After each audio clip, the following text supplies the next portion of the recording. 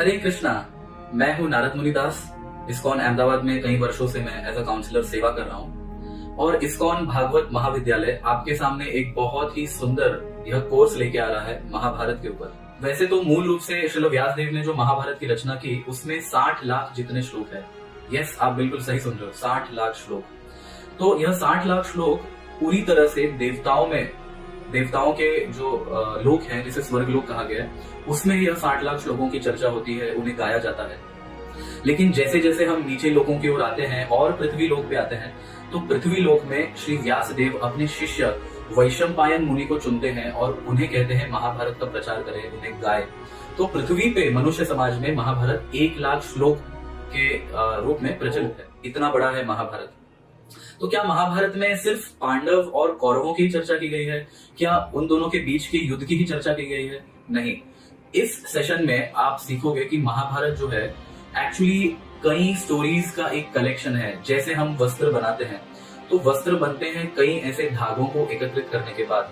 तो कुरुक्षेत्र के युद्ध भूमि में जो युद्ध हुआ है वह ऐसे ही नहीं हुआ। तो उसमें काउंटलेस स्टोरीज हैं जो एक दूसरे के साथ इंटरवोवन है और वो एक दूसरे के साथ जुड़े हैं और किस प्रकार से ये कथा आगे बढ़ती है ही बताता है। तो महाभारत में कहा गया है, धर्मे च अर्थे च कामे च मोक्षे च भरतर्षभा यदि हस्ति तदन्यत्र यने हस्ति न तत्क्वचित्। इसका अर्थ यह है कि धर्म, अर्थ, काम, मोक्ष, इन चारों विषयों पर महाभारत इस प्रकार से चर्चा करता है कि जो महाभारत में है वह आपको कहीं और भी प्राप्त हो सकता है, लेकिन जो महाभारत में नहीं है वो आपको कभी कहीं नहीं प्राप्त होगा। इससे महाभारत का एक ऑथोरिटिव नेचर जो है वो सिद्ध होता है कि महाभारत जो है वो सभी वेदों का सार भी है। इस प्रकार से इसको जाना गया है। तो इस कोर्स में वैसे तो महाभारत के ऊपर कुछ लोगों ने टीकाएं लिखी है, लेकिन हम इसमें से वैष्णव आचार्यों ने जो टीका लिखी है उसको रेफर करेंगे, जिसमें मूल रूप से श्री मध्वाचार्य की टीका बड़ी प्रचलित है महाभारत तात्पर्य निर्णय के रूप में।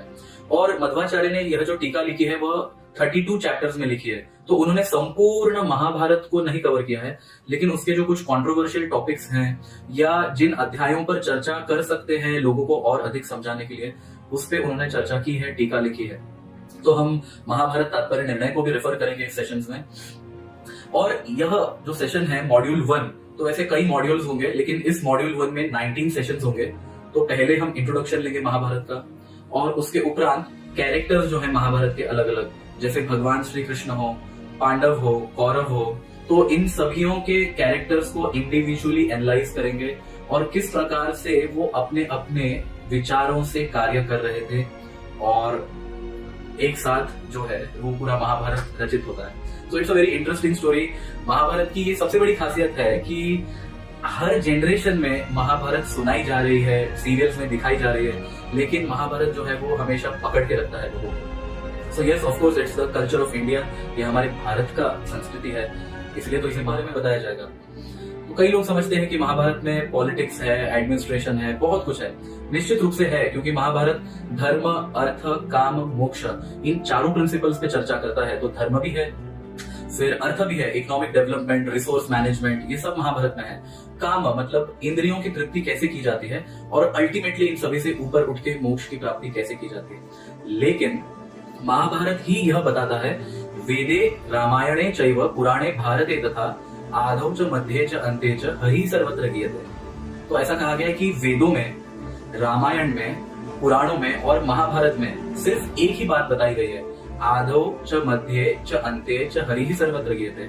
आदि, मध्य और अंत में केवल और केवल एक ही विषय वस्तु का गुणगान किया गया है, वो है हरि ही सर्वत्र गीयते। श्री मध्वाचार्य बताते हैं कि महाभारत वैसे तो बहुत ही महत्वपूर्ण ग्रंथ है, वह निर्णायक ग्रंथ है, क्योंकि उसमें भगवान के भक्तों की महानता जो है वह सिद्ध हो रही है।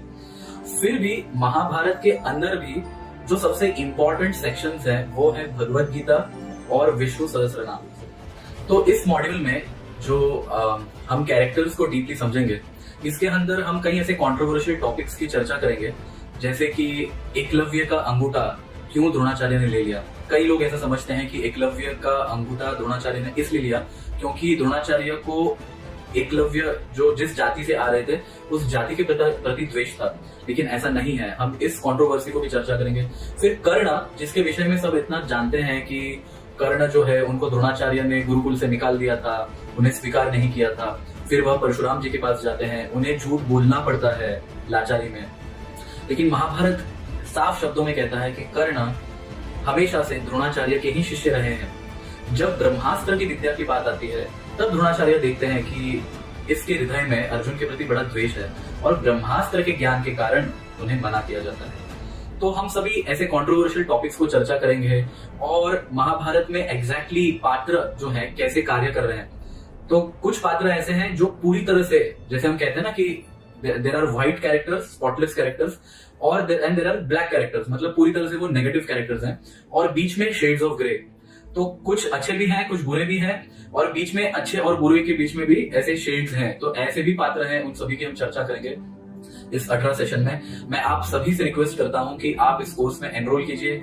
ये हमारी भारत की संस्कृति है, हमारी ये धरोहर है, और महाभारत को हम सीरियल से न सुनते हुए, न देखते हुए, हम शास्त्र से उसे पढ़ने का प्रयत्न करें। इस्कॉन भागवत महाविद्यालय के द्वारा यह एक बहुत ही अच्छा आयोजन किया गया है और हम इसका लाभ उठाएं तो ये हमारे लिए बहुत अच्छा होगा। हरे कृष्णा।